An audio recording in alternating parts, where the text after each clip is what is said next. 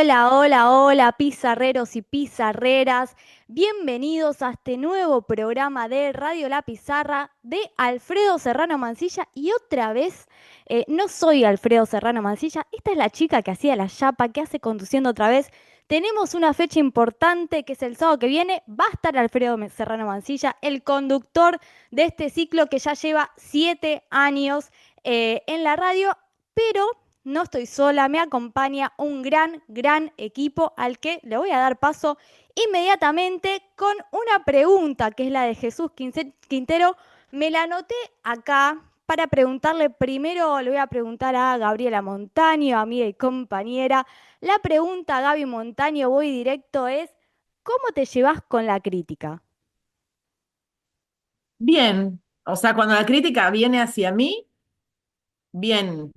Eh, y a mí me gusta hacer crítica y análisis, de eso vivo en parte, una parte de mí vive en eso. Muy bien, Leandro Álvarez, ¿cómo te llevas vos con la crítica? A mí me duele la crítica, pero la necesito muchísimo. Ok. Flavia Fiorio. No, me llevo muy bien. Soy muy autocrítica y me gustan las críticas constructivas. Si vienen a destruir, ni las escucho, pero hablando de constructivas, bien, me llevo muy bien. Y por último, Crismar Lujano, ¿cómo te llevas con la crítica? Me estoy empezando a llevar mejor, pero como duele, pero también creo que es necesaria y sobre todo lo que pasa es que uno se da muy duro a uno mismo, entonces a veces en lo externo no lo necesitas, pero a veces es bueno.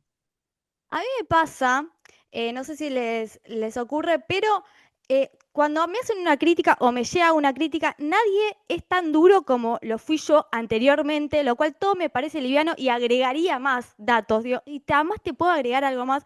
Así que si hay alguien que me quiere criticar, seguramente juntarse conmigo sea el mejor plan, porque la autocrítica generalmente es más dura que la crítica misma. De esta Bueno, forma, Bahía, creo, voy a poner un depende sí, y ahí a ver. sembrar una internita. Depende de qué se trate la crítica. Con la que peor me llevo es cuando tiene que ver con algo físico, de mi imagen o de qué tengo puesto, mi peinado, lo que sea. Es con la que peor me llevo, me molesta esa crítica. Todas las demás, bienvenida. Bien. Yo hoy me puse la remera de Platense, que sé que me la van a criticar muchos y muchas, La del y en este campeón. caso no, y en este caso no me importa la crítica. Flavia, ¿por dónde nos pueden escribir y escuchar?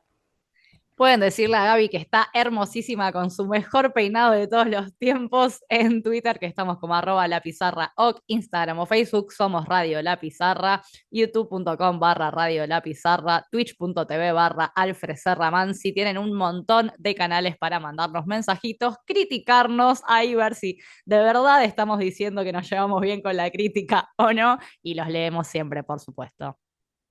¿Y qué tenemos para el día de hoy, Flavia? Tenemos un montón de cosas.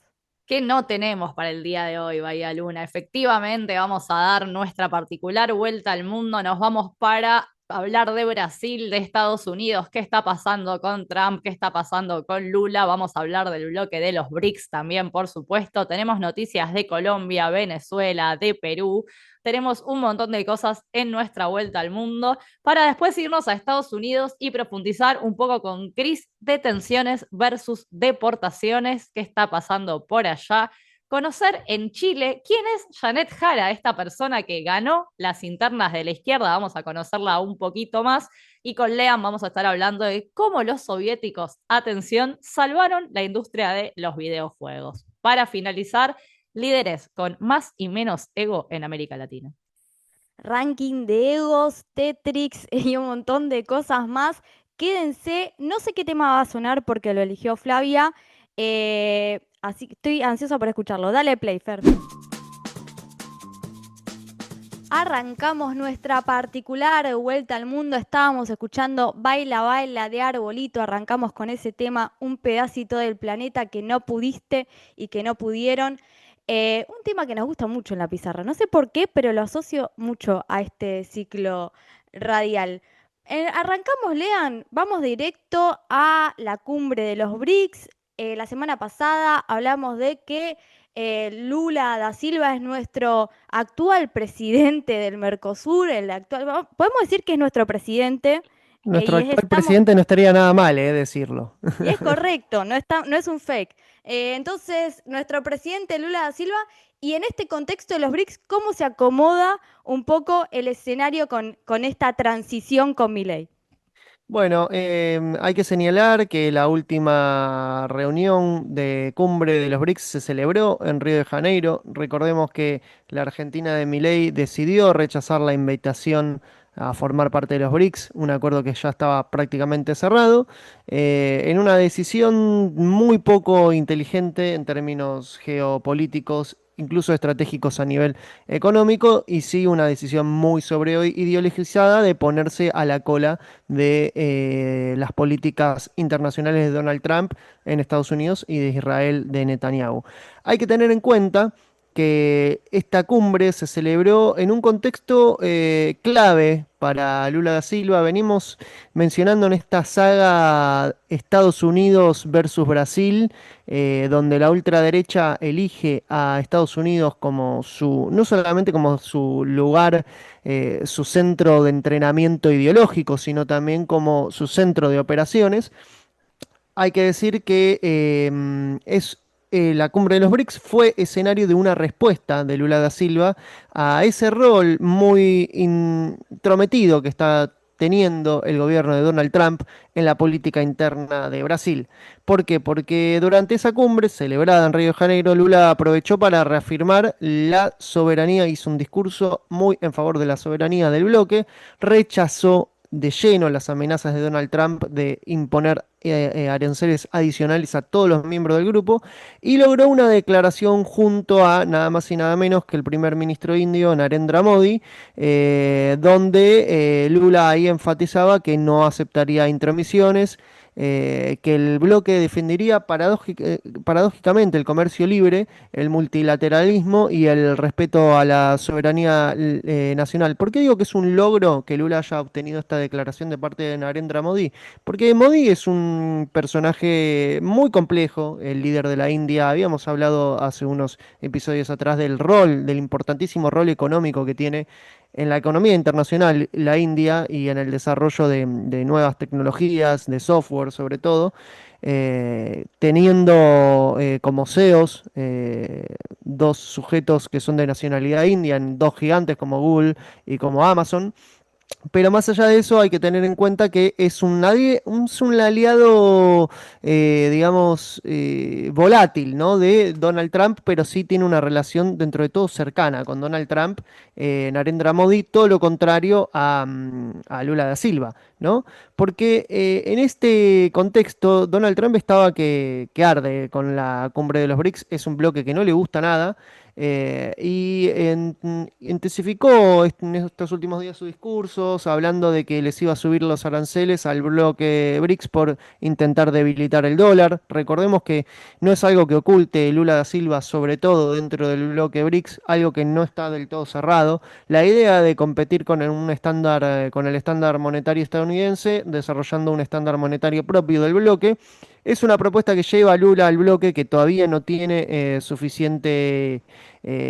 digamos, suficiente consenso, pero sí es una postura, una de las principales banderas de Lula da Silva a nivel geopolítico, la de competir con el patrón dólar.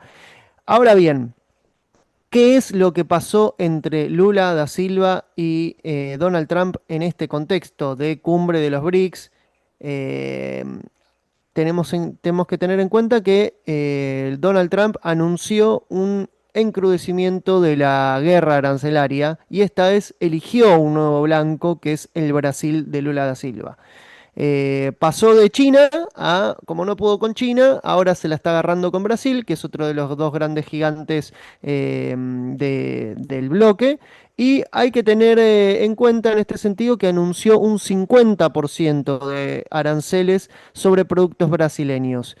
Y lo justifica a través de una idea política, ¿no? Sobre todo lo justifica a través de la política, ¿no? A través de la racionalidad económica. ¿Por qué? Porque dice que esto es una represalia contra la cito a Donald Trump, la casa de brujas que está emprendiendo el Brasil de Lula contra el expresidente Jair Bolsonaro. Habíamos hablado hace unas semanas de dos personajes, dos nuevas caras de la ultraderecha brasileña, el hijo de Jair Bolsonaro, Eduardo Bolsonaro, y Figueiredo, que quienes desde Estados Unidos estaban llevando a cabo una campaña para exigir sanciones contra el Supremo Tribunal Federal brasileño de parte de Estados Unidos a través de la norma Magnitsky y llamando a la abierta intervención de Estados Unidos en la política interna brasileña. Bueno, esto finalmente se cumple de esta forma. Esta es la respuesta que tiene de alguna forma Donald Trump hacia ese pedido de parte de la ultraderecha brasileña.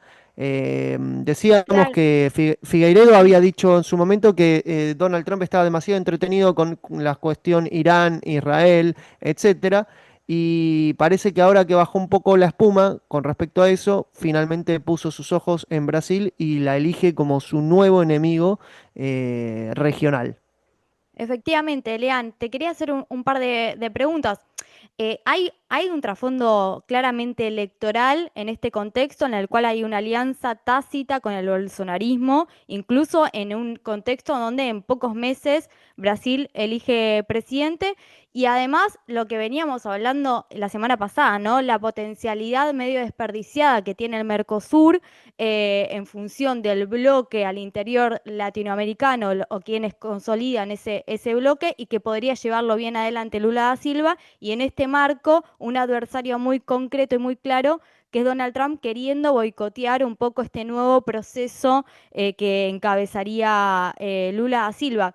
Ahí, Gaby, ¿qué pensás en función de esta pelea tácita pero muy explícita a la vez entre Donald Trump y Lula da Silva y cómo pensás que se va a manifestar en los próximos meses? Bueno, yo creo que la respuesta de Lula a todas las provocaciones que han habido por parte de Donald Trump eh, tiene una, tiene una connotación más cercana a las respuestas que ha dado Claudia Sheinbaum, también a las provocaciones del gobierno de Estados Unidos, que al estilo Trump, ¿no? Yo considero eso y en realidad eh, Lula lo que ha hecho es una defensa de su soberanía, de la soberanía brasilera. eh, y a mí personalmente me parece muy importante que tengamos liderazgos como el de Lula o como el de Claudia Sheinbaum, que son capaces de poner freno a las bravuconadas en la vocería de Trump desde Estados Unidos. Me alegra, me hace sentir orgullosa tener esos liderazgos en el continente. Lean, ¿qué más tenemos para agregar en función de esta disputa? Sí, la respuesta de Lula da Silva fue contundente, anunció reciprocidad. Dijo, básicamente, si esta es la carta que está jugando Donald Trump, nosotros vamos a jugar la misma carta contra Estados Unidos. Hay que tener en cuenta que en ese sentido puede llegar a presentar una queja entre la Organización Mundial de Comercio y también le sirve un poco de antecedente esto que bien mencionaba Gaby, la reacción que tuvo en su momento el México de Sheinbaum junto a Canadá también. La propia China le sirve como antecedente. Finalmente esas políticas de alguna forma terminan naufragando frente a un consenso internacional, supranacional, ¿no? Por así decirlo. Y hay que tener en cuenta al respecto, yo pondría más un ojo con respecto a lo que sucede en la política interna brasileña y no tanto en la guerra comercial, porque esto es un anuncio que puede finalmente naufragar, puede terminar en una negociación, en un punto intermedio o en una pausa, como acostumbra hacer Donald Trump. Lo que sí sienta un precedente es la argumentación que esgrime Donald Trump para anunciar estos antecedentes. ¿Por qué? Porque está haciendo política interna y eso viola las normas internacionales. Realmente es algo que hay que tener en cuenta y que Lula da Silva lo está teniendo en cuenta y tenemos que estar alertas con respecto a lo que suceda con una posible sanción a la cabeza del Poder Judicial brasileño, porque estamos hablando del juez Alexandre de Moraes, que ya de alguna forma podemos decir que Elon Musk lo tiene entre ojo y ojo desde la suspensión de Twitter en Brasil por la difusión de noticias falsas. Ahora Donald Trump lo tiene también entre ceja y ceja. Y hay que ver cómo terminan acabando estos procesos y qué rol termina jugando la burguesía empresarial brasileña que tiene grandes vínculos con el poder económico estadounidense. Si termina jugando por la democracia brasileña o si se pliega también a esta estrategia de boicot, no solamente económico, sino también de intromisión directa a través de sanciones a un poder independiente como es el Poder Judicial en Brasil. Lean, te hago una pregunta, porque si bien nosotros siempre decimos que analizamos más allá de la coyuntura electoral, a veces el calendario electoral de los países nos ordenan algunos conflictos o algunas resoluciones. Recordame la fecha de las elecciones próximas en Brasil. Las elecciones en Brasil se van a llevar a cabo en 2026 y todavía falta mucho, pero también falta poco, ¿no? ¿Por qué? Porque en general es en estos años intermedios, recordemos que el año pasado tuvimos elecciones intermedias donde el centrado salió fortalecido, pero este es un año de negociación muy grande y un año en el cual tanto el poder económico como el centrado brasileño, hablamos del centrado, hablamos de la centro derecha barra centro izquierda, ahí termina decidiendo a qué sector apoya, ¿no? Si se vuelca hacia la derecha y ve una figura con posible caudal electoral, como lo fue en su momento Bolsonaro, o sigue apostando por Lula da Silva, que mantiene la imagen, mantiene una cierta intención de voto bastante alta, aunque viene su intención de voto viene cayendo, hay que decirlo también, y su imagen también, pero siempre se suele fortalecer cuando se lo mide en comparación con, por ejemplo, Jair Bolsonaro. Jair Ujú. Bolsonaro sigue siendo un personaje político con muy, pero muy mala imagen en Brasil y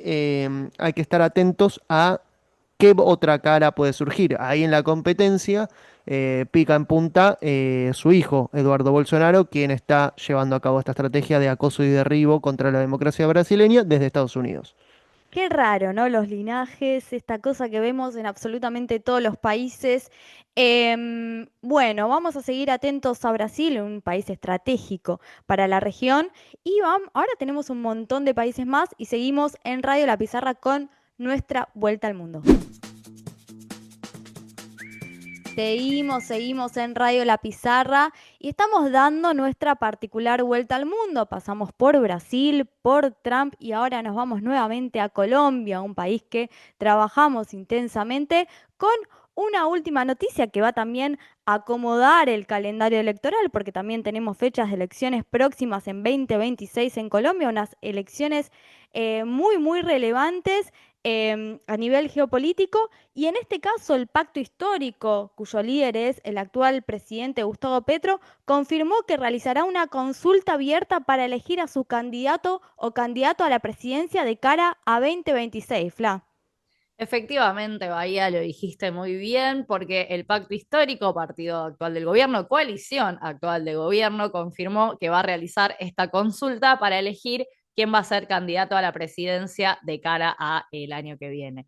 Como estuvimos hablando durante todo el año, espero que ya se hayan grabado las fechas. 2026 es año electoral en Colombia. La primera vuelta se va a realizar el 31 de mayo, de haber segunda vuelta sería el 21 de junio.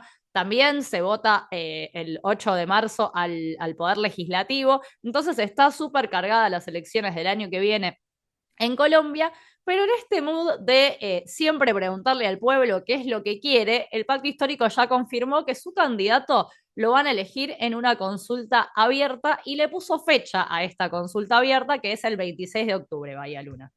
Flavia, hicieron votar todo lo que podían hacer votar, digamos, no le faltó Literal. nada. Literalmente todo lo que podía ser sometido a voto ha sido sometido a voto en Colombia, o por lo menos lo ha intentado Gustavo Petro, ¿no? Sabemos que no siempre la Comisión Séptima le gustó tanto esta idea, pero sí el pacto histórico, el partido de gobierno, Gustavo Petro mismo ha sometido a voto muchas de las decisiones del gobierno, siempre le ha dicho al pueblo que ellos son en realidad quienes tienen el poder, así que 26 de octubre está fijada esta fecha para saber quién será candidato a la presidencia en 2026. Una salvedad, Bahía, es que esto no termina acá. Esto es como un preview para ver quién puede llegar a ser candidato, porque el nombre que salga en las elecciones, en la consulta abierta del 26 de octubre, no necesariamente va a ser el nombre que sea finalmente quien vaya a liderar y quien se vaya a postular a las elecciones de 31 de mayo de 2026. El año que viene, en Colombia, como sucede en un montón de los países, de hecho lo hemos hablado de Chile, lo hablaremos hoy mismo de Chile, habrá internas en marzo, a la vez que se votan las legislativas, habrá internas, y el nombre que surja este 26 de octubre irá a competir en internas con otras personas que se quieran presentar de una coalición que se denomina el Frente Amplio. O sea, en marzo del año próximo podría llegar a ser que quien el 26 de octubre sea elegido no sea finalmente quien vaya a ir a la lista en mayo de 2026. ¿Se entendió? Sí, o sea que la persona que salga elegida de esta consulta va a internas directamente. O sea, no va a ser el candidato final, pero es una opción más para elegirse.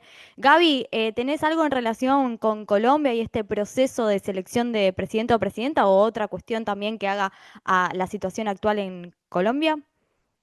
Bueno, yo creo que esta postura de Petro va también muy bien enmarcada en toda su historia como militante de la izquierda colombiana. Si uno revisa las posiciones de Petro, no solamente mientras es gobierno hoy de someter todo a definición de la población y del pueblo, sino que fue su origen en la toma de terrenos para consolidar un barrio en Colombia y gestionar el barrio. En sus inicios como político, como concejal, uno ya se da cuenta que pulsaba en Petro una cosa muy fuerte de someter todo a opinión, una democracia súper amplia, súper participativa. Petro profundamente cree en eso, eh, y creo que lo compartimos muchos y muchas desde la izquierda continental. Eh, Se resume en esa frase de todo con el pueblo, nada sin el pueblo, pero cuando se lleva a la práctica no siempre uno tiene el respaldo de los intereses que se juegan dentro de las propias filas de la izquierda. Y por eso me parece tan valioso que Petro siga sosteniendo a rajatabla esa postura. Sí, me parece un caso de estudio porque a veces, muchas veces se dice, hay como una frase instalada, es como, esto no se puede hacer, no están dadas las correlaciones de fuerza, la coyuntura. Bueno, en este caso sí se puede hacer, sí se pudo hacer y va a ser para analizar incluso después de Gustavo Petro todo este proceso que lleva adelante. Fla, para cerrar este tema.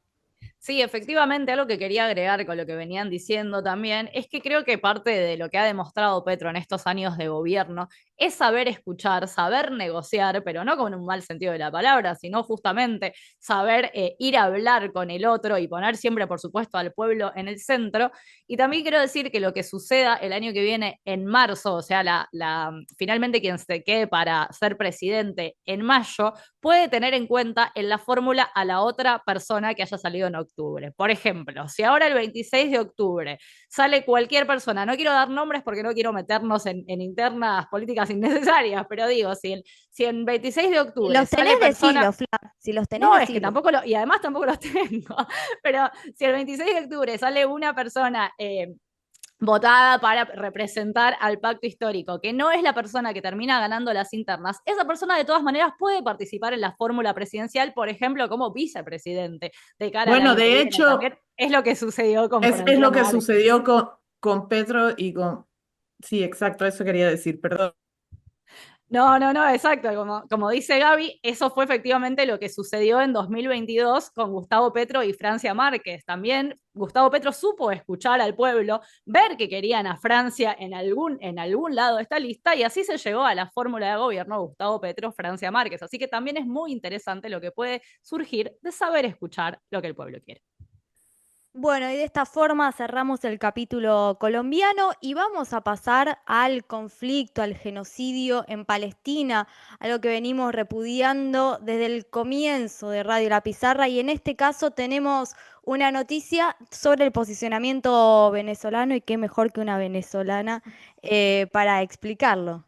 Bueno, ahí esta semana la Asamblea Nacional de Venezuela lanzó una acusación realmente sin precedentes, digamos, en la historia política venezolana, en una resolución aprobada, digamos, más allá de simplemente un comentario. Esta resolución aprobada por mayoría calificada, el Parlamento venezolano denunció al bloque europeo, a la Unión Europea y a su Parlamento por complicidad en el genocidio en Gaza y además también de otros delitos de lavado de dinero vinculado al narcotráfico, tráfico de armas, trata de personas, entre otras cosas. El punto central de esta resolución es el tema de Gaza. Le responsabilizan a la Unión Europea por el apoyo político, diplomático y financiero a Israel en medio de, bueno, la ofensiva militar que ya ha dejado a más de 57.000 muertos en Gaza, en su mayoría mujeres y niños. Para la Asamblea venezolana, pues este respaldo constituye un patrocinio directo al genocidio, a crímenes de lesa humanidad, y en este sentido, pues llama al presidente Nicolás Maduro a evaluar una ruptura de las relaciones comerciales con empresas europeas que operen en Venezuela. Esto definitivamente, bueno, sabemos que puede afectar a sectores estratégicos como energía, telecomunicaciones, servicios financieros, en un contexto ya de guerra económica, de sanciones y bloqueo a Venezuela muy fuerte. Así que no es un llamado, digamos, fácil de hacer, pero que se enlínea pues en lo que, en términos de defender y de a Palestina y denunciar lo que ha venido ocurriendo no solamente desde el 7 de octubre de 2023, a la vista de todos y todas, sino que lleva años, ¿no? De fondo, lo que está en cuenta es que la guerra, en el genocidio en Gaza sigue siendo el epicentro de esta problemática, de esta situación, y sucede además en la misma semana que Estados Unidos sancionó a Francesca Albanese, la relatora de la ONU sobre los territorios palestinos, que ha denunciado a Israel también por genocidio y que hace unos días también publicó un informe demoledor en el que pues también denuncia a cómo las empresas se benefician del genocidio en Gaza y por ello no lo quieren detener. Sucede además también a la par de que Netanyahu pues ponga a Donald Trump para Premio Nobel de la Paz. Así que bueno, así las cosas, el mundo al revés. Lean, tenías un dato también para agregar en función sobre este tema. Dale. Sí, porque esta semana en la comparecencia del presidente del Estado español, Pedro Sánchez, por primera vez no le esquivó el tema en Gaza, es decir, fue llamado a comparecer sobre política internacional y allí lo dijo con todas las letras: lo que está sucediendo en Gaza es un genocidio, y fue muy, pero muy duro y muy crítico con la derecha española y también con el gobierno de Netanyahu. Recordemos que ya venía teniendo pronunciamientos en torno a eso, pero nunca de forma tan categórica había hablado de un genocidio con todas las letras. Y sin dudas dijo: no, no podemos permitir que algunos cálculos políticos nos haga cómplices del mayor genocidio que hemos presenciado de este siglo. Es decir, fue totalmente categórico eh, con el accionar del Estado de Israel. Hay que tener en cuenta que en la derecha española tampoco está del todo cerrado esa discusión, a diferencia de quizás la derecha argentina, que es mucho más pro-Israel. En España no es tan así. Por ejemplo, tenemos un sector como el de Isabel Díaz Ayuso que defienden y cierran filas con Netanyahu y defienden el derecho de Israel a acabar con Hamas y por ende con todo el pueblo palestino. Y Pero por otro lado, Feijóo, Alberto Núñez Feijóo, tiene una postura un poco más equidistante y habla del derecho efectivo que tiene Israel a defenderse, pero no de cometer atrocidades. No un genocidio, dice, pero sí dice que comete atrocidades Netanyahu contra el pueblo palestino. Es una postura un poco más parecida quizás a la que tiene el canciller alemán Friedrich Merz, un poco distanciándose de ese discurso de la ultraderecha internacional que casi toda cierra filas, salvo la ultraderecha abiertamente neonazi, la que es neonazi pero y lo oculta, porque casi toda la ultraderecha, hay que decir, es neonazi, unos lo dicen abiertamente y otros lo ocultan. em, pero tiene esas diferencias, ¿no? La derecha europea. Está la derecha europea un poco más democrática, Friedrich Merz, la postura de Alberto Núñez Feijóo, que critican el accionar de Netanyahu sin decir que es un genocidio. Y después, bueno, está ese otro sector de la ultraderecha, de Vox, de la derecha del PP, que cierra filas con Israel. Y Sánchez fue sin dudas categórico en este contexto en el cual también hay que decir que en una encuesta reciente en España, que se hizo en toda España, la mayoría de los españoles está en contra de lo que está llevando a cabo Israel en Gaza. Es un dato Es a tener en cuenta interesante. porque no se da en todos los países esa devolución, digamos. Exactamente, estamos diciendo que Pedro Sánchez y Maduro coincidieron. Es importante que se vayan también alzando estas determinaciones, estos posicionamientos políticos que no se dan en todos los países, pero sí en algunos muy, muy relevantes. Para terminar, para poner ahí en agenda, anotarse las fechas claves, teníamos algo muy cortito para decir en relación con Perú, tenemos las elecciones presidenciales el año que viene, si Dina quiere y si el Fujimorismo quiere, el 12 de abril y el 2 de agosto, el primero 2 de agosto, se va a estar realizando el cierre de alianzas en el cual también se está dando un proceso muy importante en función de ciertas inhabilitaciones que está teniendo el Congreso y la bancada del Fujimorismo y el ala política del Fujimorismo a ciertos candidatos no solo de izquierda, que acompañaban al expresidente Pedro Castillo, sino a un arco importante de candidatos que no se están pudiendo presentar a las próximas elecciones. Se lo dejamos en el tintero y seguimos en Radio La Pizarra.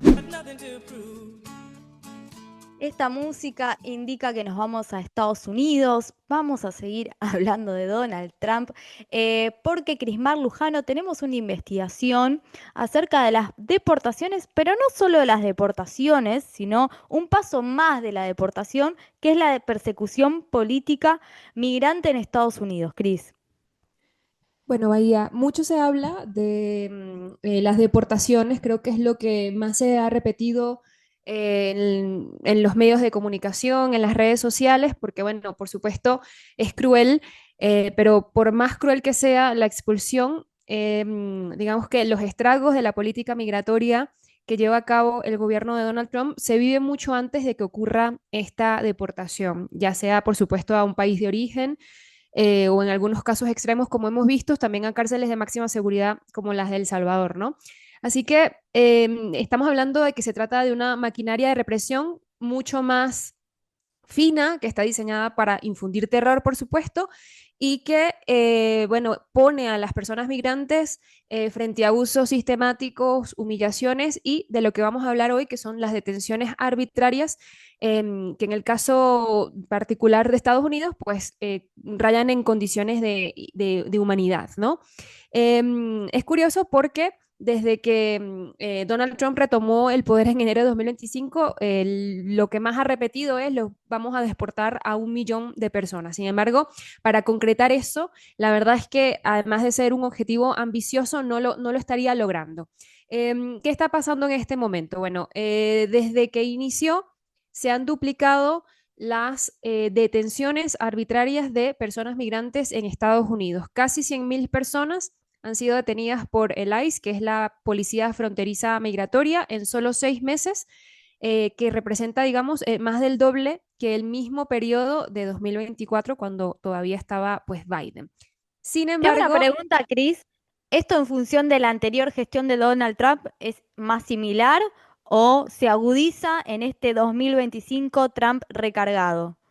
Es Trump recargado, sin duda alguna, porque bueno, además tiene el beneplácito de controlar, no la tiene la tripartita, tiene controla el Congreso, las dos cámaras del Congreso, con lo cual puede hacer y deshacer, pero ya vamos a llegar ahí porque justamente el Congreso juega parte muy importante en esta, como decimos, maquinaria represiva.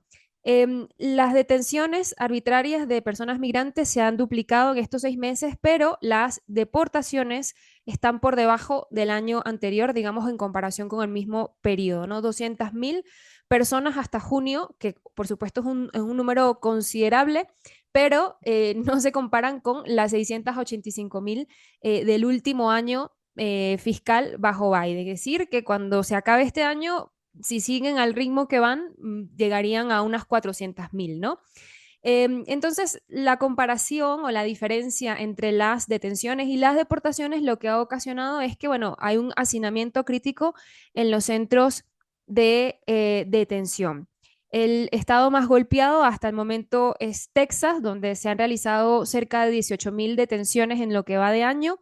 Le siguen el estado de Florida y de California, que bueno, pero en general digamos que ha habido incrementos en casi todos o en todos los estados, los 50 estados de Estados Unidos. Em, es curioso porque, bueno, como decimos, abogados, defensores de derechos humanos, expertos coinciden en que esta discrepancia es una de las principales razones de las condiciones inhumanas, ¿no? De hacinamiento, de hambre, de negligencia médica en los centros de detención. Y bueno, viene reforzando, digamos, lo que ya se viene denunciando desde hace muchísimo tiempo, que es el masivo y opaco sistema de detención migratoria en Estados Unidos. Un dato de color, como en paréntesis para continuar, en 2019 el propio gobierno federal de Estados Unidos había reconocido que las condiciones de muchos centros de detención migrante eran inhumanas, ¿no? Esta es una realidad que, por supuesto, lejos de corregirse, ahora mismo se está agravando y ya Trump ha anunciado su intención de reducir aún más los estándares de detención, pues con fin de aumentar la capacidad carcelaria. ¿Cuál es la diferencia, digamos, porque no, esto no hace a Biden el peor o mejor presidente, sino de que hay una diferencia sustancial en el enfoque, ¿no? Mientras que el gobierno anterior expulsaba principalmente a migrantes recién llegados, ¿no? En la frontera, pues la estrategia trumpista se concentra ahora en quienes ya residen dentro del país. Es decir, que bajo la administración trumpista ningún migrante está a salvo, ni siquiera aquellos que llevan pues años viviendo, trabajando, contribuyendo en sus comunidades, eh, asimilados, digamos, ¿no? Dentro de Estados Unidos, muchos incluso con residencia legal, temporal o permanente válida. Así que sin importar estas circunstancias, Bahía han sido recluidos en estas condiciones deplorables, han sido separados forzosamente de sus familias y muchos incluso han sido enviados a centros de detención a miles de kilómetros de sus hogares. Así que bueno, digamos que esto va dando cuenta de la escalada trumpista, ¿no? De un sistema de detención que ya estaba destrozando familias y poniendo también vidas en peligros. Efectivamente, y van solo 7 meses. Yo siento que Trump está gobernando hace por lo menos 10 y es realmente terrible lo que estás planteando, Cris, en la investigación. Gaby, ¿qué sentimientos te vienen en relación a esta investigación? ¿Cómo pensás que también influye como ejemplo en función de otros países? Digamos, esta imposición del modelo Trump, ¿qué genera en el resto? En realidad yo creo que tiene que ver con la imposición de la naturalización de la deshumanización de, el migrante, la migrante, porque se sobrepone la caracterización o la condición de migrante con la condición de, eh, digamos, crear el halo deshumanizador de que todas esas personas pueden ser sospechosas de ser delincuentes. Y entonces ya no lo tratas como una persona que migró de su país de origen a otro país, sino lo tratas como un delincuente. Esa sobreposición de caracterizaciones y mezcla de cosas genera que estemos retrocediendo décadas en términos de derechos humanos Y a mí eso es lo que me parece más grave. Si bien los números que muestra Cris te pueden llevar a pensar que no va a alcanzar esas cifras iniciales que había comprometido de deportaciones, en lo que sí está siendo efectivo es en instalar en las sociedades, no solo en Estados Unidos, por supuesto, sino en el mundo entero, esa mezcla entre un migrante y un delincuente. O sea, es lo mismo, es confundir la naturaleza de esas personas viviendo, trabajando, aportando a sus comunidades, como decía Cris, con un delincuente y entonces ves al otro absolutamente deshumanizado. Y entonces si lo llevan a una cárcel como la que inauguró hace unos días Trump, Alligator, que en realidad es un campamento rodeado de pantanos, porque no es una cárcel establecida de manera suficiente y adecuada en términos de derechos humanos. ¿Te parece normal? Eres un ciudadano que lo ves de palco y dices, bueno, pero son delincuentes. Si el presidente dice que son delincuentes, entonces esa permanente deshumanización eh, constituye una estrategia política para mí, como lo caracterizó bien Chris, ¿no? Sí, la Sí, estrategia de que el otro viva con miedo, ¿no? Porque también es sí, convivir permanentemente con ese miedo de sentir que te están tildando de delincuente, Cris. claro. Y justamente, o sea, en la línea con justamente con lo que dice Gaby, porque se trata de un sistema mucho más refinado que simplemente, pues, expulsar, lo decía al inicio, más allá de lo cruel que esto puede hacer en sí mismo, hay algo, o sea, hay un principio de humillación que inicia, ¿no? Con esta persecución, por supuesto, la deshumanización del otro, pero luego, incluso de personas que, aunque tengan años residiendo y se sientan de alguna manera seguros con un estatus migratorio, realmente ya ni siquiera eso está importando y por supuesto que son más que números, es lo que reside pues justamente en esta estrategia y me quedo con lo último que decía Gaby mencionando el tema de las cárceles, porque bueno, por supuesto sabemos que de toda esta estrategia, quiénes son los que salen perdiendo, pero quiénes son los que se benefician, ¿no? Las cárceles tienen un gran importancia en esto porque digamos que esta nueva estrategia en la que la persecución, casi la cacería directamente, porque así lo han determinado ellos, de personas migrantes, necesita muchísimo más tecnología, necesita como una cuestión operativa mucho más amplia y por eso bueno, a principios de mes se aprobó este presupuesto que llenó pues todos los titulares en los medios de comunicación y en la cuestión migratoria, bueno, se aprobaron más de 100.000 millones de dólares a la policía migratoria, a la vigilación fronteriza hasta 2029 y de esos 45.000 millones pues se iban a destinar o se van a destinar exclusivamente a la construcción de estos nuevos centros de detención que, lo decía también Gaby, pues no presentan ni siquiera las condiciones mínimas de vida. Digamos que ICE va a tener un presupuesto mayor que el gasto militar de países como Canadá y como España. Hacemos la comparativa para ver lo relevante, ¿no? La cantidad de plata que le van a meter ahora para pues continuar con esta maquinaria represiva y como parte de ese dinero va a empresas privadas como SEO Group o Core Civic, ¿no? Que son compañías de cárceles privadas, pues obviamente salen ganando tremendamente porque cada cama y cada persona detenida pues representa un activo rentable. Así que bueno, digamos que el resumen total de esto, más allá de las deportaciones, yo creo que el verdadero objetivo de Donald Trump, de su política migratoria, no es solamente deportar, sino retener a más personas, no es sacar a más migrantes, sino detenerlos por mucho más tiempos. Así que bueno, es un sistema que no busca soluciones, por supuesto, humanitarias ni legales, sino busca alimentar una economía carcelaria en expansión es una estrategia en la que, bueno, el encierro se convierte en el fin en sí mismo, digamos, ¿no? Que están, por supuesto, hablando de que hay un desvío enorme de recursos públicos, pero sobre todo hay que también recordar, Bahía, que no se me puede olvidar, es que se trata de personas que son privadas de libertad no por delitos, sino por procedimientos administrativos. Esto no los convierte aunque estén sin documentos en Estados Unidos, no los convierte en criminales. Tal cual. Escalofriantes los datos que trajo hoy Crismar Lujano. Vamos a seguir de cerca este tema que también no, siento que no es tan hablado y que me parece que es súper importante y que mismo lo mencionaba Cris, organismos de derechos humanos y otras voces como por ejemplo Radio La Pizarra se pueden hacer eco para que esto salga a la luz. Seguimos en Radio La Pizarra. Seguimos en Radio La Pizarra, séptima temporada. Estamos esperando a Alfredo Serrano Mancilla que viene el próximo sábado. Eso está chequeado, está confirmado, está tan chequeado como las investigaciones que hacemos en este programa. Y ahora nos vamos a ir a una que me estoy volviendo loca con el nombre.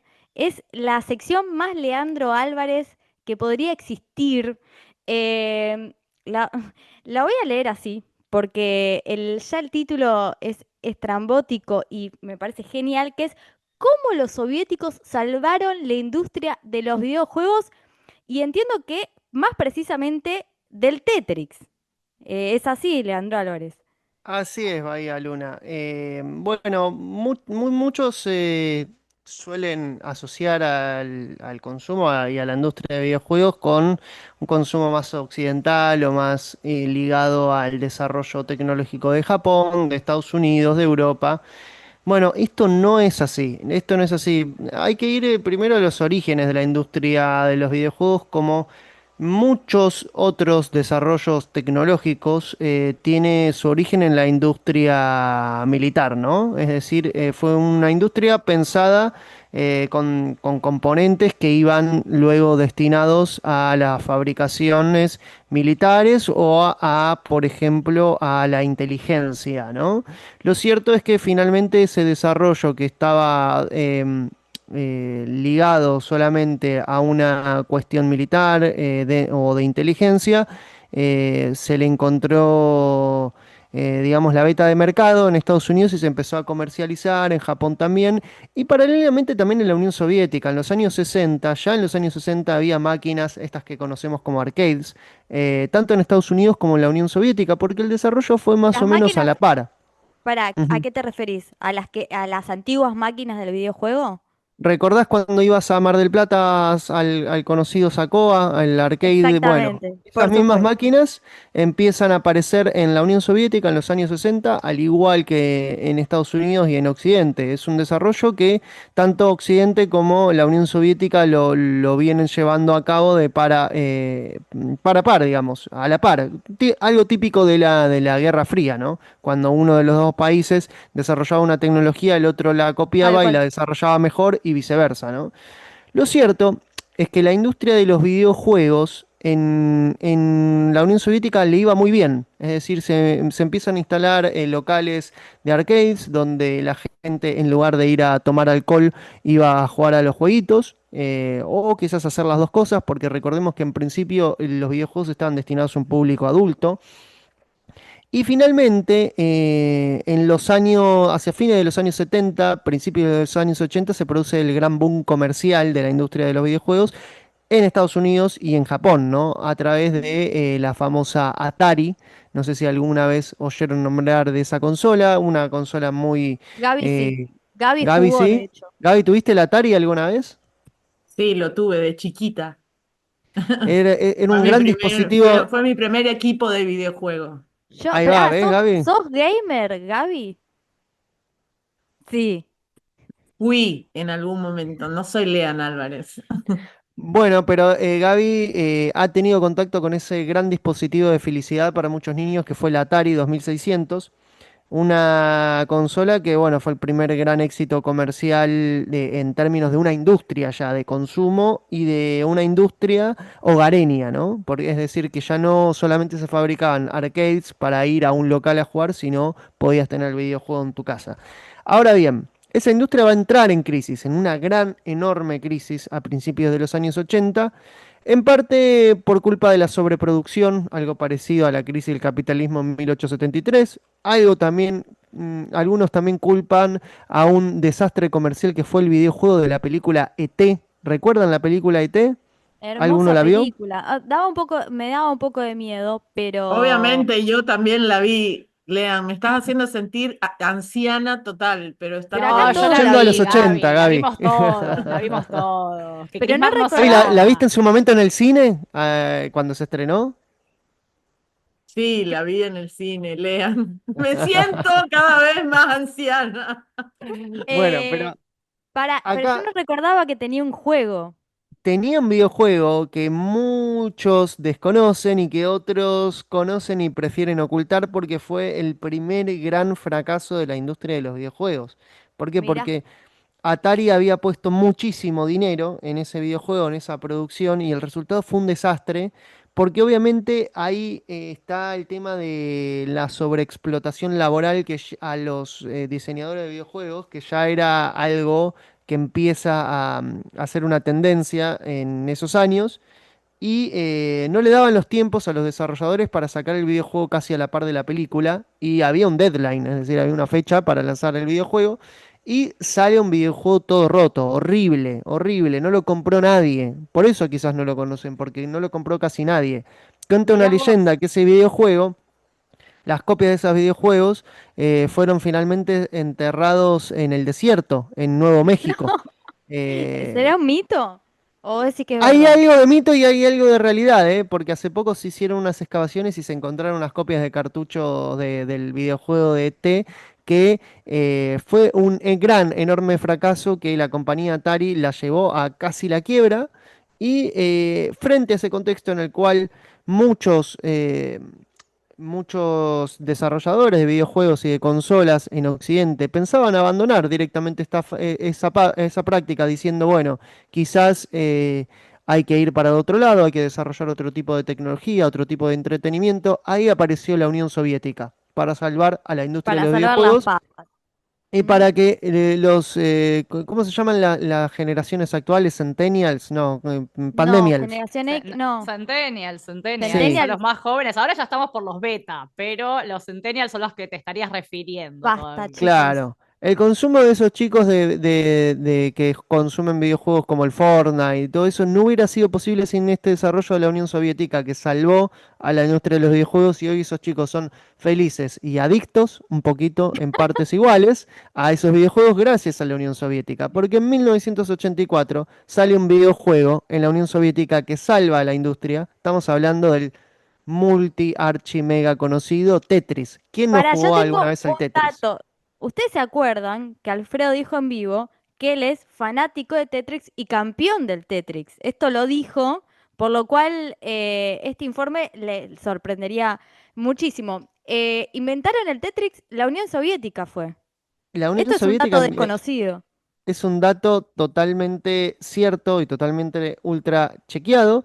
Más precisamente, un señor llamado Alexei Patsinov del Centro de Computación de Dorodnitsin, ahí creó Tetris. Se inspiró básicamente a sus aficiones. Patsinov era un bicho raro de biblioteca que le gustaba el pentominos y el Tetris y unió las dos cosas, y el tenis, perdón, y unió las dos cosas y creó este gran videojuego que es Tetris.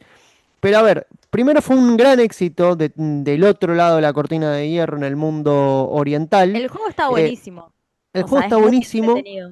y llega a la Academia de Ciencias de Hungría en el año 1986 y ahí ese es el momento en el cual ese videojuego traspasa la cortina de hierro y se convierte en un éxito total en Occidente, porque ahí había un británico llamado Robert Stein, que era presidente de una empresa llamada Andromeda Software, que se vio cautivado e intenta hacerse con sus derechos de explotación comercial. ¿Qué pasaba en la Unión Soviética en esos momentos? Si bien todavía estábamos en contexto de perestroika, todavía las licencias de esos tipos de desarrollos las monopolizaba el Estado, más precisamente la Academia de Ciencias de Moscú. Es decir, por más que se intentó contactar directamente con el creador, la Academia de Ciencias de Moscú no le vende esos derechos de autor. ¿Qué hace Robert Stein? Los vende igual a los derechos de autor y comete una ilegalidad para empezar a vender la licencia de Tetris en Occidente y a partir de allí sale en 1989 por primera vez para la Game Boy de la empresa Nintendo, una empresa multiconocida de desarrollo de videojuegos. En 1989 y es un enorme, gran éxito comercial. En esa primera versión es curioso porque se encuentran algunas representaciones positivas de la Unión Soviética. Recordemos, todavía no había desaparecido la Unión Soviética y ya en un videojuego en el mercado occidental había imágenes del Kremlin, de la hoz y el martillo, incluso venía en un packaging rojo con Para, canciones dentro de del folclore Tetris, ¿era ruso. tipo un Tetris comunista? Era un Tetris que por lo menos hacía una apropiación de los símbolos del comunismo de una forma no negativa. Es decir, nosotros Bajaba veníamos. línea, No bajaba línea, eso vamos a decir. solamente usaba símbolos. Claro, veníamos de películas como Rocky 4, que baja una línea muy antisoviética, con Rambo, sin ir más lejos también, y de repente nos encontrábamos un juego que mostraba simplemente todo el universo cultural Hay un solo soviético. dato, Lean, que vos sos el historiador y siempre respeto mucho tus datos, pero no logro comprender cuál es la relación del tenis y el Tetris. No, El tenis y el o soy Tetris. muy cuadrada, yo. Sí, la verdad es que habría que preguntarle bien al creador, a Patsino. Yo creo que tiene más relación con el Pong, que es otro videojuego que Patsino lo cita también como una influencia. El Pong es quizás el primer videojuego, que es literalmente un juego de tenis entre dos barritas que se reparten la pelota de un lado a otro. Creo Ese que tiene que ver. también lo jugué, ¿no? A ver, Está ahora bueno. siento en mi Y pero son salsa. clásicos, Gaby, obviamente, sí, sí, eso no tiene nada que ver con tu edad, quédate tranquila. Pero sí habría que preguntarle bien de dónde saca, quizás puede ser con el tema de las piezas o quizás hay un Tetris que venía con una pelota, la verdad es que desconozco. Lo cierto es Lean, que, sí, pregunta, no sé si te voy a matar con esta pregunta, a ver. perdón. Si vos tenés el dato aproximado de por cuánto se expandió, por cuántos países, digo, porque el Tetris es mundial. Creo que no Sí, sé si hay algún rincón del mundo que no ha llegado al Tetris, no. capaz por la negativa, claro. Llegó en todas sus formas y en todos el tipo de dispositivos tecnológicos, desde consolas de sobremesa, consolas portátiles, dispositivos móviles, computadoras. En todas partes del mundo el Tetris fue el primer gran fenómeno que además trasciende el consumo de nicho. Es decir, Tal cual. la gente que jugaba al Tetris en los años 90 quizás no le gustaba el resto de los videojuegos, solamente le gustaba el Tetris. Y ese fue el primer gran fenómeno. Después hubo otros fenómenos, como por ejemplo, no sé, hoy por hoy el juego de fútbol, el FIFA. Mucha gente juega al FIFA, no juega a los videojuegos. Y... Pero el Tetris fue ese primer gran fenómeno y que de alguna forma salvó a la industria de los videojuegos. ¿Por qué? Porque muchas empresas que estaban a punto de cerrar, como Nintendo, por ejemplo, o como, sin ir más lejos, también Atari, pero digo, fue un gran, enorme éxito que junto hay que reconocerle también a Mario Bros y Tetris en los años 80 salvan de ese pozo enorme que estaba la industria de los videojuegos y repuntan las empresas de videojuegos. Un dato que me gustaría destacar que es en el contexto en el que Tetris llega a Estados Unidos, algunos periódicos de Estados Unidos hablaban de un complot soviético que tenía como fin sabotear la productividad estadounidense, algo parecido a lo que hoy dice Trump del fentanilo, ¿vieron? Que sí, sí, sí, es tal cual, porque se comenzó a decir que la creación de Patsy, ¿no? El Tetris generaba una adicción comparable al abuso de sustancias y que incluso la música de origen ruso y soviético hipnotizaba a los jugadores. Mirá vos, entonces, ¿qué dirían en este momento de los TikToks y los Reels, ¿no? Ya directamente es Algo morirse. parecido, ¿eh? Claro, pero imagínate que TikTok es chino, así que no creo que Trump no diga eso. Hay algo ahí, podemos decirlo. Igual hay que decir que Alexander Pajitnov luego finalmente, si bien al principio este empresario inglés, Robert Stein, lo estafa, finalmente en 1996 con la caída de la Unión Soviética se liberan las licencias y él puede crear Tetris Company y bueno, se hizo millonario obviamente.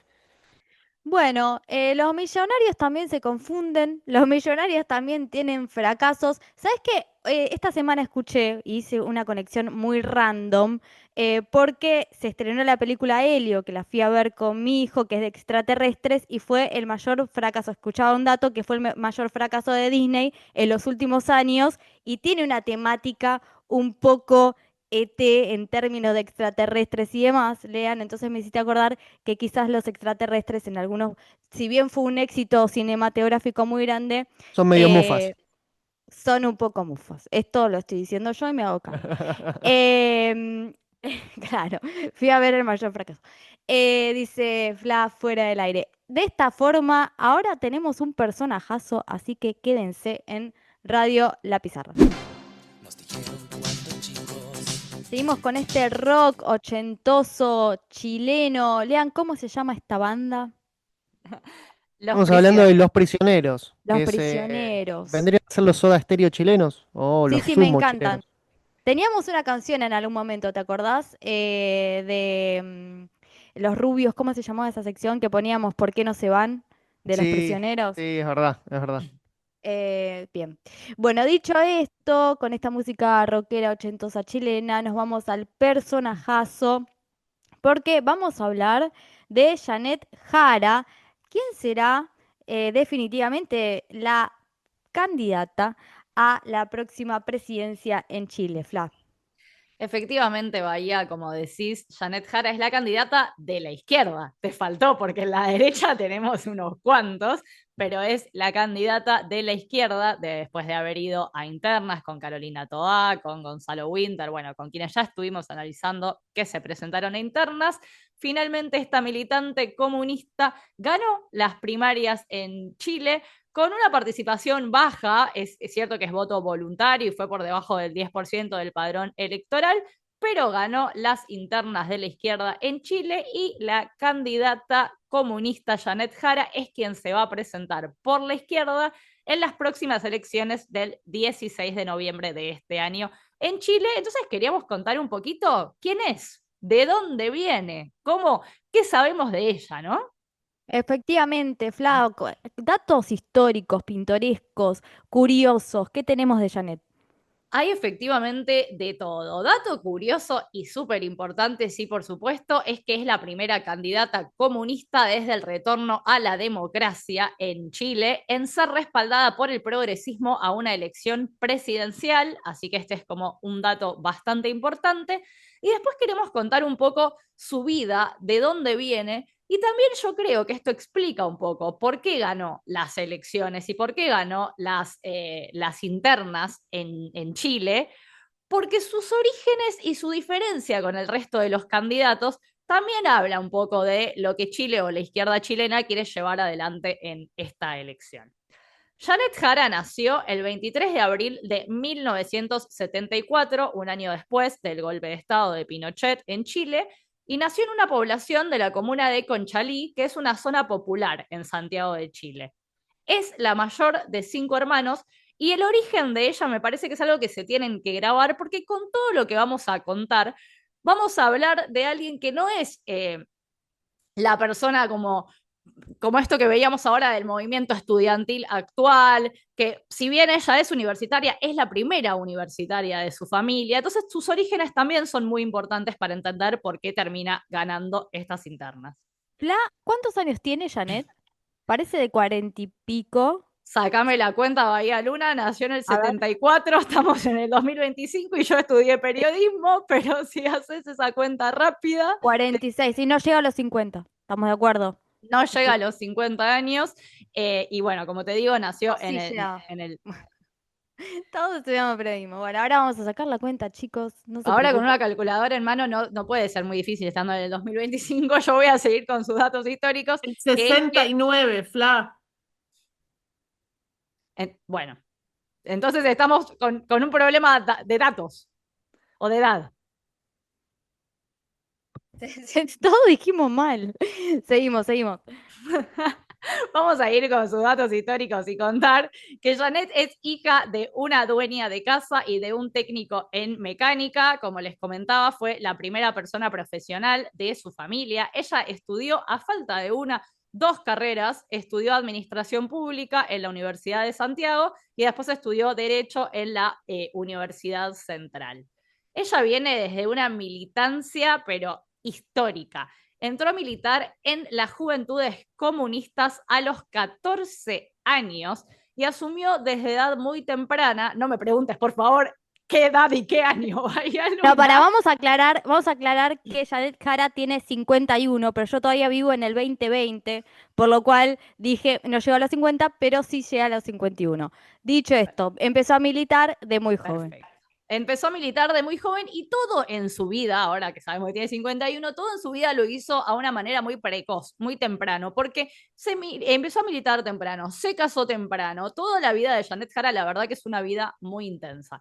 Como les comentaba, ella entró a militar a los 14 años a las Juventudes Comunistas, tuvo roles de dirigente estudiantil y social, y de hecho en 1997 fue presidenta del Centro de Estudiantes de la Universidad de Santiago de Chile. Acá podríamos notar un patrón, ¿no? Con Gabriel Boric, quien también fue presidente del Centro de Estudiantes. Acá como que hay un patrón en estudios, en Centro de Estudiantes Universitarios y luego presidencia, o por lo menos postularse a la misma.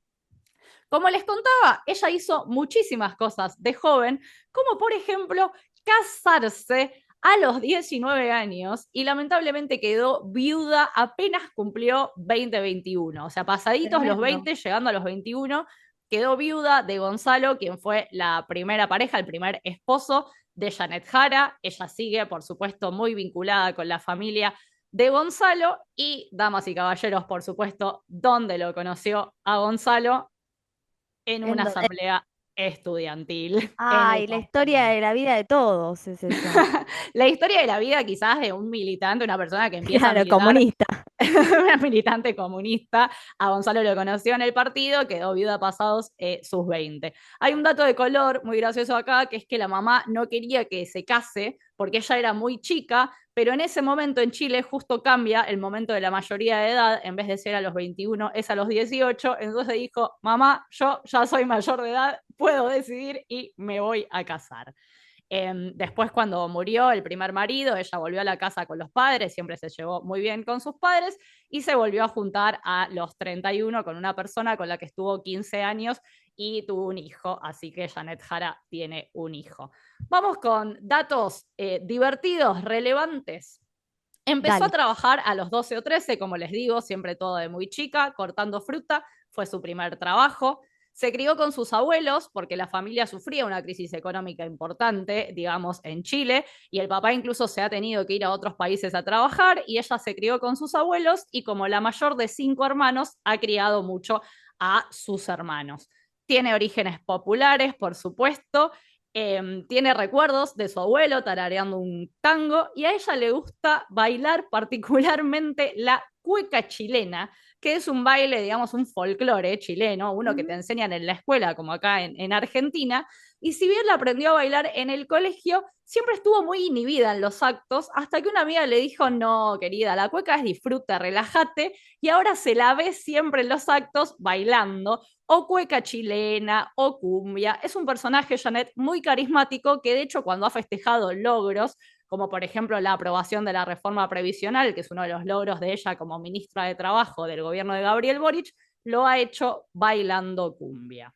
Mira, qué personalidad. Flas, vos si la has visto, es muy buena oradora porque viste que esta impronta del centro de estudiantes y la asamblea te da como cierta cancha para ser un buen orador. Sí, efectivamente, no solo es muy buena oradora, sino que es muy carismática. Mucha gente la compara con Michelle Bachelet, con la personalidad de Michelle Bachelet, de la simpatía, la cercanía, esto que tiene que siempre la ves bailando en algún acto de una manera muy divertida, y ella no esconde, digamos, sus aficiones sin mostrarse cercana y humana. Datito de color, por ejemplo, ella es súper hincha de Colo-Colo, que no me va a dejar Leandro mentir, es como el club popular en Chile, y ella se muestra siempre con la camiseta de Colo-Colo, haciendo, arengando y mostrando esa parte de su vida, así que ella es una persona muy divertida, y creo que esa cercanía también es lo que la acerca bastante al pueblo, ¿no? Sí, ¿y en redes sociales es activa, Fla, o es más perfil bajo? No, para nada. En redes sociales es súper activa, tiene videos onda TikTok, te muestra sus looks del día, es muy divertida, y de hecho ella dice que es más buena onda la que recibe que la mala onda en redes, porque dice que los que la critican, la verdad que o le critican el aspecto físico, que ella no tiene problema porque es segura de sí misma, o la critican por comunista, que es para ella todo menos un insulto. Entonces vengan sus críticas por comunista, ¿no? Me hizo acordar a otras críticas a comunistas. Eso está de moda. Podrían buscar argumentos sólidos y hacer críticas que tengan algún sentido, ¿no? Porque decirle a alguien comunista con lo abstracto, ¿qué quiere decir? Bueno, Fla, ¿algo más que tengas para agregar sobre Janet?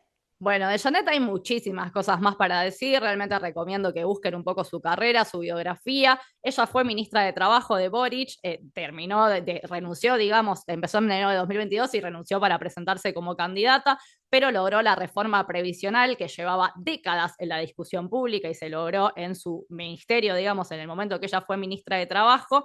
Obviamente celebró esta aprobación de la ley bailando cumbia y también logró que la ley que rebajó la jornada laboral a 40 horas, así que es interesante ver un poco lo que hizo de su carrera política.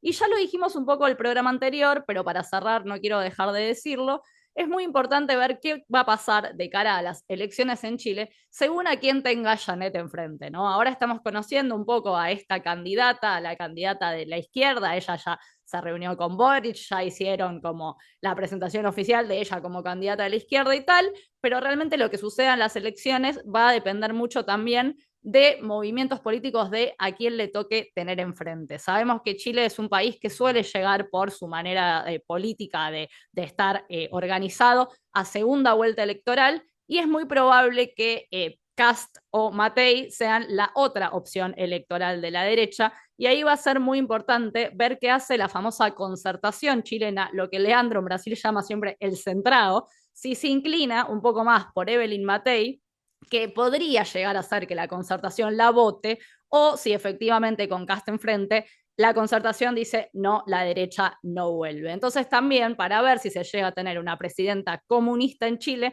va a ser muy importante lo que pase. Obviamente hay una tercera opción y con esto cierro, que es que haya dos personas de la derecha en la segunda vuelta, ¿no? Que sea Cast y Matei, pero honestamente las matemáticas dan bastante poco las cuentas, incluso Janet dice, eso lo dicen sin hacer cuentas, eso lo dice el equipo de la pizarra que no sabe sacar ni mi edad, no, eso realmente lo dicen personas que no pueden hacer matemática y correlación de fuerzas políticas, así que es muy probable que tengamos que ver qué sucede en la segunda vuelta electoral.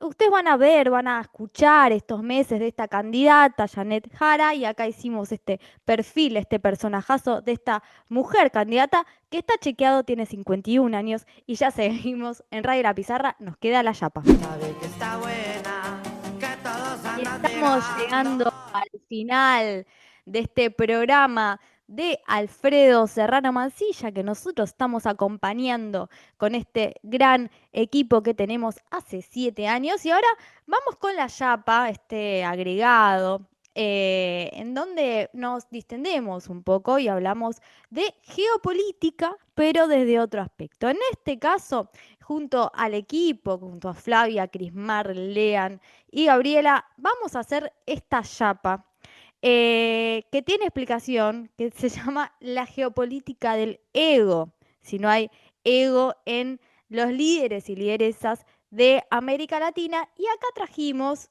algunas características chequeadas, ¿no? Que dicen los papers, los estudios académicos, los libros, los profesionales sobre cuáles son las características del ego y vamos a poder adjudicarle, ya que no somos profesionales de la salud ni mental, ni muchísimo menos, pero arbitrariamente tenemos un listado de líderes y lideresas que han adquirido alguna de estas conductas y si ustedes tienen más también las pueden agregar.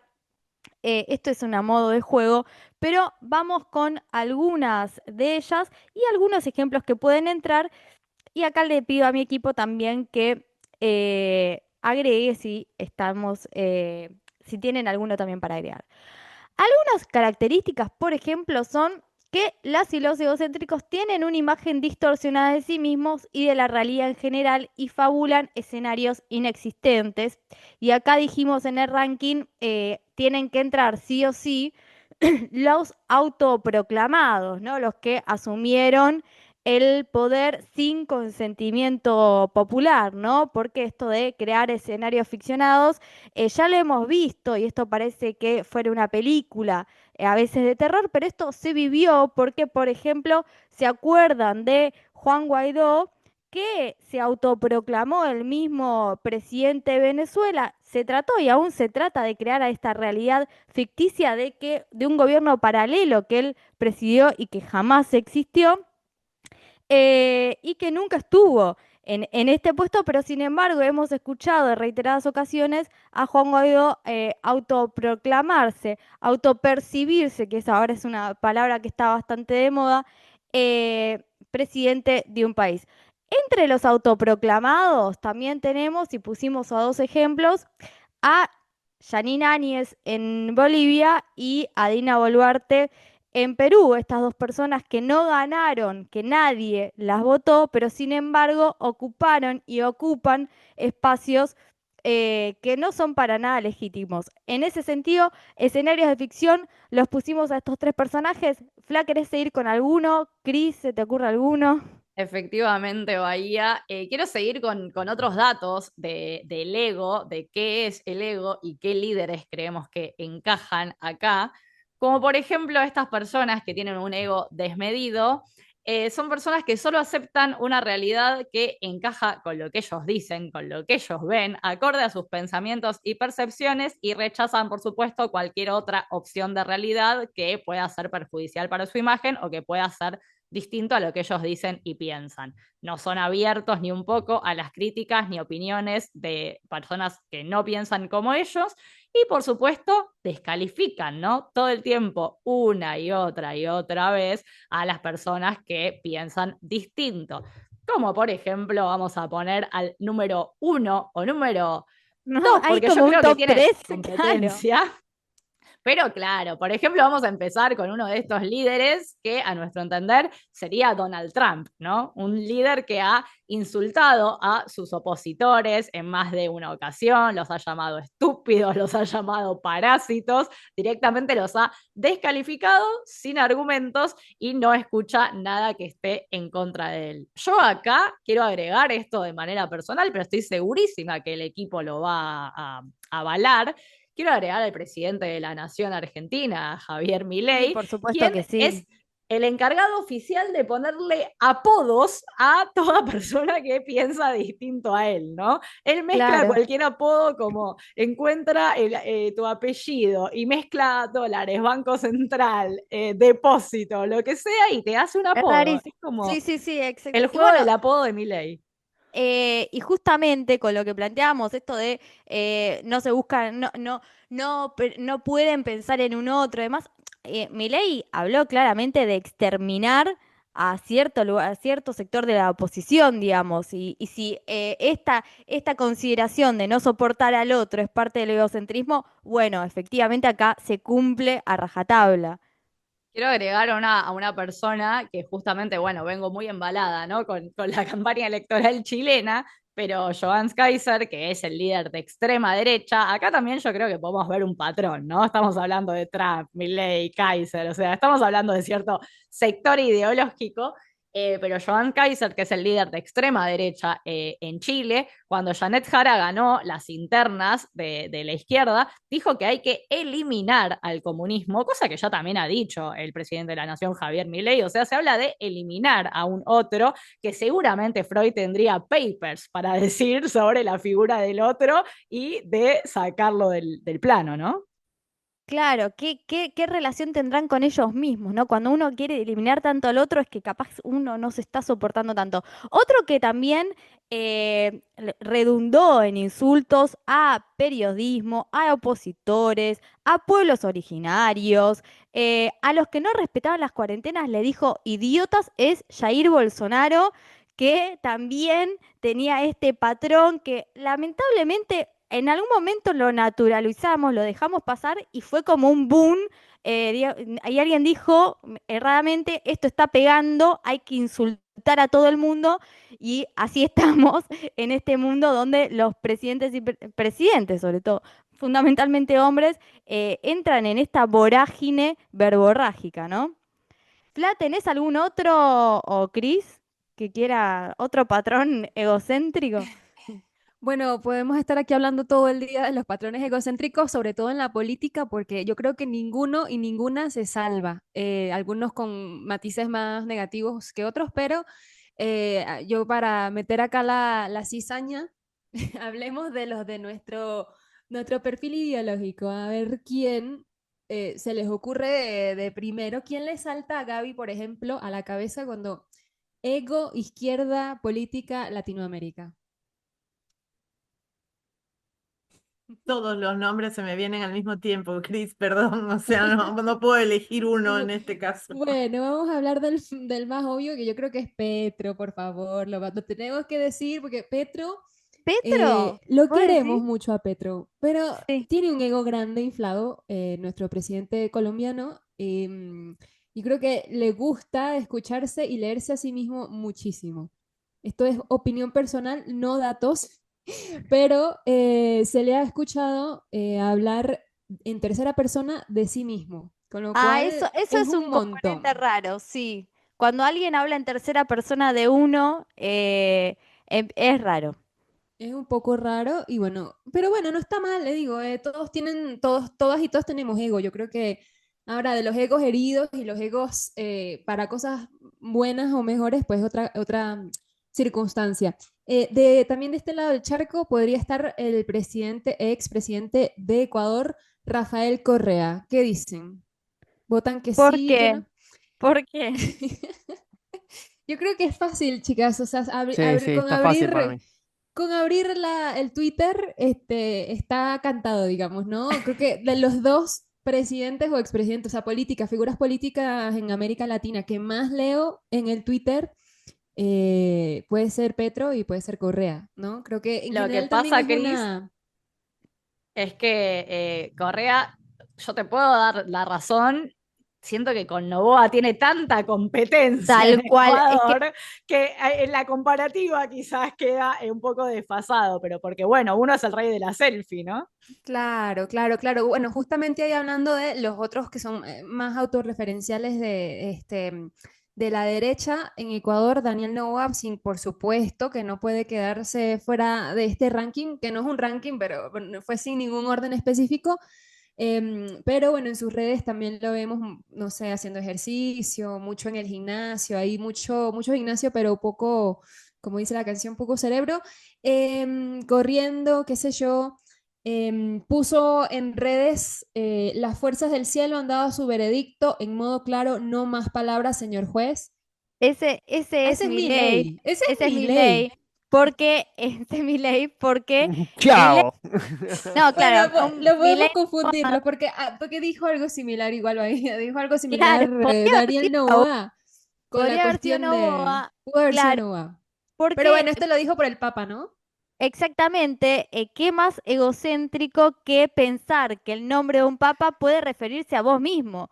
O sea, no se me No, es ocurre, terrible. Y o además sea, cuando acabas de decirle al último papa, el representante del maligno en la tierra, tiene una confusión bárbara. o Una sea, si cosa.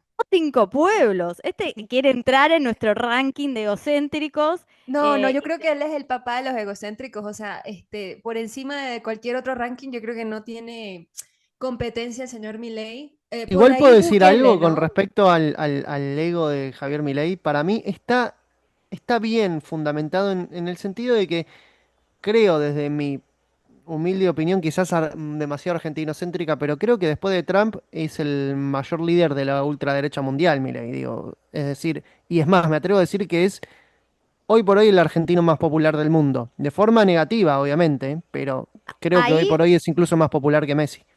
yo creo que te compró su discurso egocéntrico y Puede ser. a full porque él mismo, ¿se Compré acuerdan? todo. Claro, vos dijiste es verdad, porque él mismo dijo hace algunos meses, soy el máximo exponente de la libertad a nivel mundial. Por encima eh, de Trump dijo eso. Epa, Sí, ¿eh? Ojo, a nivel teléfono, mundial, Donald, esto ¿eh? lo dijo en una entrevista con Johnny Viale en TN, en su regreso por su gira en España. ¿Quién pudiera tener esta autoestima, no? O sea, no, vos te levantás así y decís, no, yo soy el máximo referente de la derecha en el mundo. Bueno, ok. Por Pero ahí dicen que para hacer cualquier cosa en la vida hay que enfrentarla con actitud de hombre blanco, heterosexual, colonizador.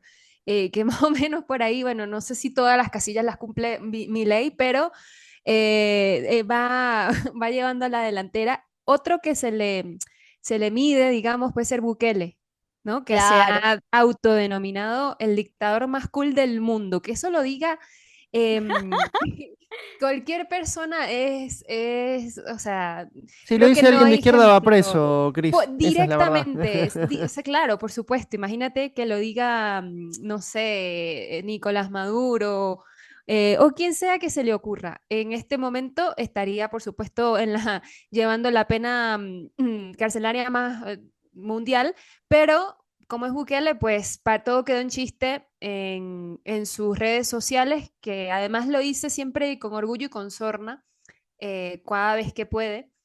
No sé quién es más, de las mujeres me parece que tenemos menos, Tenemos menos. tenemos Tenemos- menos. La verdad que sí, o sea, también tenemos menos mujeres líderes y lideresas, pero también es verdad que, bueno, igual pusimos el lugar de las autoproclamadas, que también entrarían un poco. Em, Quería preguntarles, yo no sé si preguntarles, ¿quién es para ustedes el líder más egocéntrico? Pero creo que estaríamos todos de acuerdo. O Fla proponía que digamos cuál es nuestra actitud más egocéntrica. Sí, pero también ahora podemos decir nuestra actitud más egocéntrica, pero yo quiero abrir una interna, porque me encantan las internas en la pizarra, y que en realidad quiero ver si concuerdan o no, pero acá en el ranking del líder más no sé qué, siempre creo que tenemos que ir también al menos, y me pregunto quién es para ustedes el líder que es o ha sido menos egocéntrico, y yo respondería el Pepe Mujica, pero lo dejo a ver si ustedes están de acuerdo. Me gusta esa pregunta. Me parece que podría ser el Pepe, podría ser Claudia Sheinbaum. Gaby. Wow, pero digamos, en la actitud de la transición en liderazgos, AMLO lo respeto muchísimo por haber sido capaz de poner por encima de su proyección personal, de su ego, siendo que tenía el 70% y más de la gente amándolo, de su pueblo amándolo, y fue capaz de ponerlo al servicio del proceso. A mí en ese sentido respeto mucho lo que hizo AMLO. Evidentemente no tenía opción de reelección, legalmente hablando, pero cómo hizo el proceso también me parece muy, muy interesante. Yo pondría AMLO. Ujú. Cris. Sí, creo que AMLO también se me vino a la cabeza lo que menciona Gaby, por supuesto, porque además pudiste no ser reelecto o no tener posibilidades de ser elegido, pero igual salirte, digamos, del espectro de la política y no seguir siendo el centro de atracción o eh, fue sin duda, creo que lo más humilde que han hecho muchos de nuestros políticos en la región. Y en general me parece que los políticos, por lo menos de la izquierda mexicana, son más humildes en ese sentido. Del Pepe Mujica, no sé, creo que era muy autorreferencial el Pepe Mujica, pero acá puedo estar abriendo otra interna, no sé. Bueno, lo dejamos ahí. No vamos a bardear al Pepe Mujica hoy. Leandra Álvarez. Mira, para mí, yo coincido totalmente con Gaby. Una muestra de no ego en política es la forma en la que se hizo la transición del poder entre AMLO y Claudia Sheinbaum. Y si nos vamos a la historia, creo que el Che Guevara nos enseña una lección de no tener ego en la política y ser un militante e ir a donde manda un proyecto que a él lo trascendía, ¿no? Digo, se fue a Bolivia, se fue a África, de hecho no quiso cumplir más funciones ejecutivas en la Revolución Cubana, siendo él una figura muy prominente. Entonces, para mí el Che Guevara da una lección en ese sentido. Efectivamente, qué importante es trabajarlo de Leo. No sé si mucha gente o muchos programas lo trabajan y es interesante. Y para terminar, tenemos algunos datos también de algunas cuestiones egocéntricas en las cuales los pimponeamos un poco siempre por los mismos personajes, porque otra característica era líderes o lideresas que creen que su posición personal es más valiosa que la de otros actores, organizaciones mundiales, etcétera, etcétera. Y acá tenemos los dos ganadores de esta terna, que es ¿se acuerdan Bukele con la ONU, que en su discurso dijo que el organismo era vetusto, que ya nadie los escuchaba, bueno, se puso como por encima de todo. ¿Y se acuerdan de Bolsonaro con las vacunas y la Organización Mundial de la Salud, ¿no? Que incluso en una pandemia mundial, esto de plantear que el COVID era una gripecinia, Sí, que que truchó su carnet de vacunación también. eso es creerse si eso no es creerse un superhéroe, un superhombre, ir contra todo, ¿no? ¿Se acuerdan que se contagió en un momento de Sí, COVID? esta gente mezcla el ego con la imbecilidad también, ¿no? Porque son egocéntricos pero imbéciles al mismo tiempo. No, no los veo como gente egocéntrica, ganadora, winner en todos los aspectos de la vida. Son bastante Pero, imbéciles.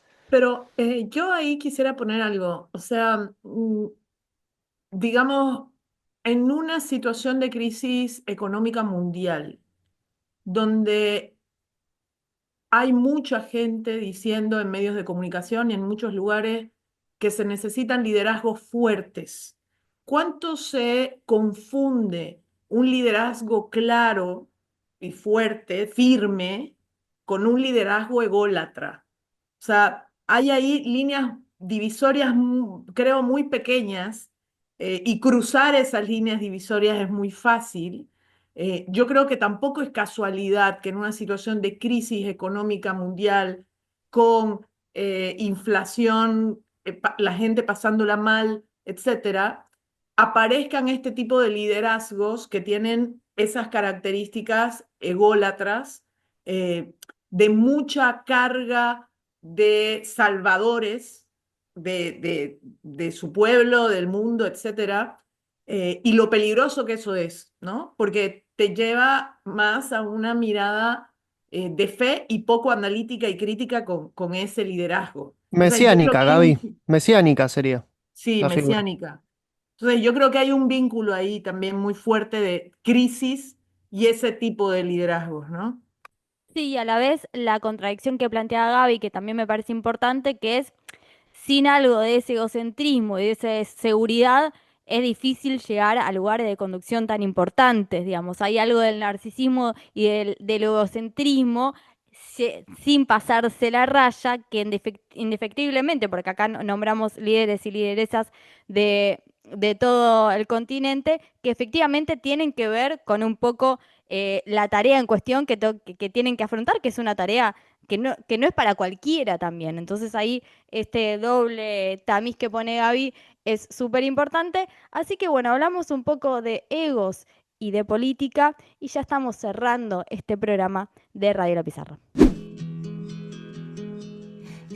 Y de esta manera estamos cerrando este programa 28 del año 2025 de Radio La Pizarra, nuestra séptima temporada. Este programa de Alfredo Serrano Mancilla, ustedes dirán por qué no está Alfredo Serrano Mancilla el próximo sábado. Va a estar y lo va a explicar o nos va a contar qué estuvo haciendo estas semanas, porque yo no tengo la más mínima idea. Yo entiendo que está salvando al mundo, que está con Lola, a quien también le mandamos un fuerte abrazo. Ha sido un gusto compartir este programa con este gran equipo, que le tenemos que agradecer a un montón de gente que hicieron posible que esto suceda. Le agradecemos a nuestro querido y maestro Fernando Saninelli que estuvo en la edición de Sonido de la Pizarra. En el video estuvo Baco Mason y Cele Guida para nuestro canal de YouTube Radio La Pizarra. En la operación técnica de Radio 10 estuvo Lucas Moreira. En la operación de YouTube estuvo Agostina Cipriano. En redes de Radio 10, Leonardo Dudech. Producción, Cristina Chiesa. Edición de sonido, Charlie Cacabielo. Servicio informativo, Marcelo Bartolomé. Musicalización, Javier Fábregas. Coordinación, Radio 10, Cristian Carballo. Dirección general, Sebastián Pedroni. Llega Pablo Ladaga en la continuidad de Radio 10. Quédense escuchando radio y ya que estás hablando, Lean, te voy a pedir la palabra de cierre. Afuera. Cris, Am, cierre. Flavia, ojo, Gol. Gabriela Montaño, Salvación, salvación, ¿fue? salvación. Salvación. Yo voy a dejar Dios. Y de esta manera somos La Pizarra y como dice Crismar Lujano, estamos hasta en la sopa.